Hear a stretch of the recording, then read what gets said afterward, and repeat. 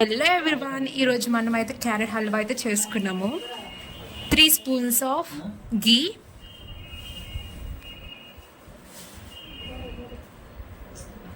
Carrot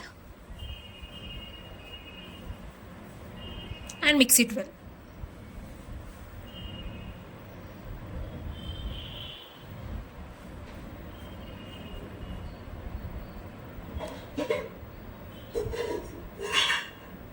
తర్వాత sugar అయితే వేసుకోవాలి. నేనైతే 1 కప్ షుగర్ అయితే వేసుకున్నా. గీ, ఇలాచి, జీడిపప్పు, కిస్మిస్. ఇలా ఇలా హల్వా దగ్గర వచ్చినప్పుడు జీడిపప్పు కిస్మిస్ అయితే కలుపుకోవాలి.